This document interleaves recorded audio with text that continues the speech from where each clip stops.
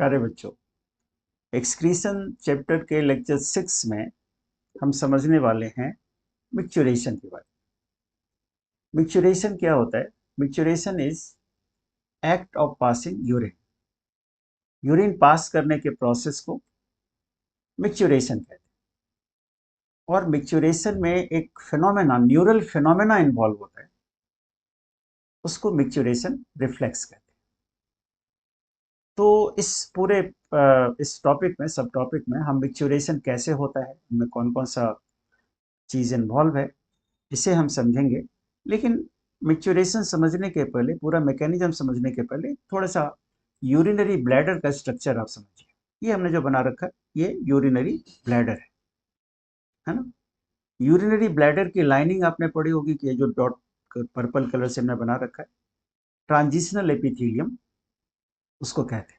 और transitional epithelium क्या होता है? स्ट्रेचेबल होता है ना। ये आप टिश्यू में पढ़ते हैं कि स्ट्रेचेबल होता है। फिर इसकी जो वॉल होती है यूरिनरी ब्लैडर की, उसमें एक पर्टिकुलर मसल होता है, डिट्रूसर मसल। ये जो रेड कलर से हमने बना रखा है, ये डिट्रूसर मसल है। ये स्मूथ मसल है। विसरल ऑर्गन में ज्यादातर मसल्स का स्मूथ मसल्स होती है। ये डक्ट, ये यूरेटर है जो किडनी से यूरिन को लेके आएगा यूरिनरी ब्लैडर में। और जो डक्ट बाहर निकलता है किडनी यूरिनरी ब्लैडर से, उसका नाम है यूरेथ्रा।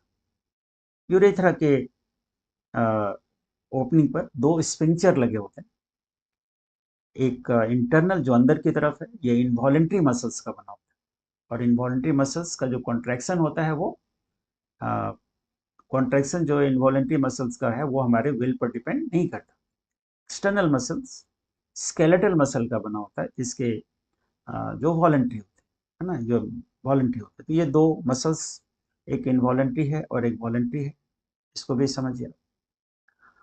अब कैसे पूरा प्रोसेस होता है, देखो ना। यूरिनरी ब्लैडर का काम है यूरिन को स्टोर करना, और ये अराउंड 700 टू 800 ml यूरिन को स्टोर करता है। लेकिन मिक्चुरेशन, जो अर्ज ऑफ यूरिनेशन है, अर्ज ऑफ यूरिनेशन कब इनिशिएट होता है? When bladder is half filled, या आधा फिल हो गया तो, मतलब 350 400 ml के आसपास जब ब्लड यहाँ पर इकट्ठा हो जाता है यूरिनरी ब्लैडर में, तो ये इसी लेवल पर एक रिसेप्टर होता है, जिसको स्ट्रेच रिसेप्टर कहते हैं। ये बड़ा इंपॉर्टेंट स्ट्रक्चर है ना। ये है, ये SR लिख दिया हमने, ये स्ट्रेच रिसेप्टर है। ये लगभग हाफ के लेवल पर होता है। And when bladder is half filled, it becomes stimulated. अब स्टिमुलेटेड, जब ये स्टिमुलेट होगा, तो स्टिमुलेट होकर के किसको सिग्नल, किसको देता है? ये सिग्नल देता है CNS को, central nervous system. Central nervous system के दो पार्ट होते हैं, ब्रेन होता है और स्पाइनल कॉर्ड होता है। तो ये CNS में स्पाइनल कॉर्ड को सिग्नल देता है। लोअर रीजन में, S2 रीजन में उसके रिसेप्टर्स होते हैं, तो सेंटर होते हैं। तो CNS को जब सिग्नल जाएगा, तो सिग्नल मैच्योरेशन का प्रोसेस इनिशिएट करेगा। कैसे? ये दो तरह से काम करता है।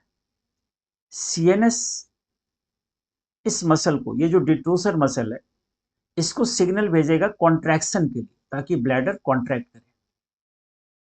और इस स्पिंक्चर को मैसेज भेजेगा रिलैक्स करने के लिए। ये बहुत इंपॉर्टेंट है। CNS जो सिग्नल भेजता है यूरिनरी ब्लैडर को, यूरिनरी ब्लैडर को कॉन्ट्रैक्ट करने के लिए सिग्नल भेजता है, और स्पिंक्चर को रिलैक्स करने के लिए सिग्नल भेजता है। रिलैक्स करने के लिए सिग्नल भेजता है, तो ये ओपन हो जाएगा और मिक्चुरेशन का प्रोसेस क्या होगा? स्टार्ट हो जाएगा। तो इस तरह से मिक्चुरेशन एक ऑन एन एवरेज, एक पर्सन, ऑन एन एवरेज एक पर्सन कितना यूरिन का फॉर्मेशन करता है पर डे? तो ये वैल्यू है 1 to 1.5 litre. 1 to 1.5 litre. Yellow colour का है ये। येलो कलर यूरिन का होता है पिगमेंट के कारण, जिसको हम कहते हैं यूरोक्रोम या यूरोबिलिन कहते हैं। यूरोबिलिन, है ना। यूरोबिलिन पिगमेंट है, जिसके कारण यूरिन का कलर येलो कलर का होता है। यूरिन स्लाइटली एसिडिक होते हैं, 6 इसका pH है। और ऑन एन एवरेज एक दिन में एक person 25 to 30 grams of urea excrete करता है एक दिन में।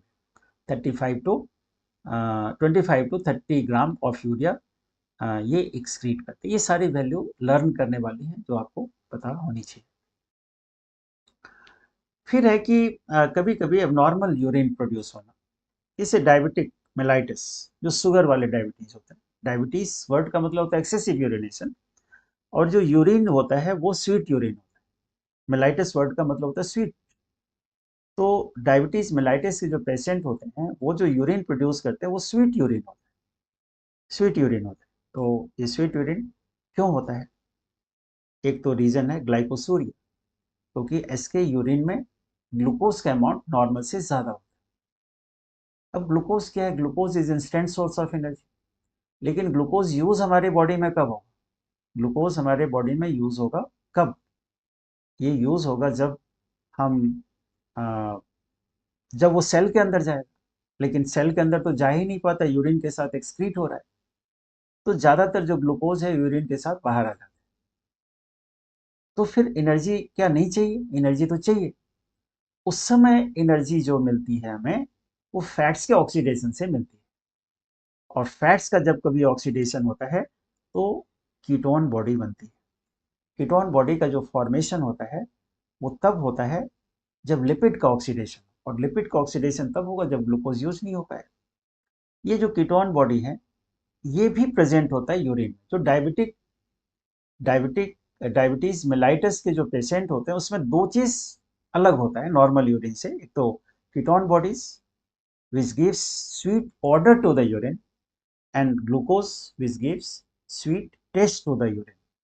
तो ये कुछ एबनॉर्मल यूरिन के कैरेक्टरिस्टिक फीचर्स हैं। तो आज के लेक्चर में हमने कवर कर लिया। अ, आज के लेक्चर में हमने कवर कर लिया ये वाला पार्ट। कौन सा पार्ट? मिक्चुरेशन वाला पार्ट। अब एक और छोटा सा लेक्चर होगा जिसमें बाकी बचे हुए पार्ट को हम कवर कर लेंगे। Thank you very much.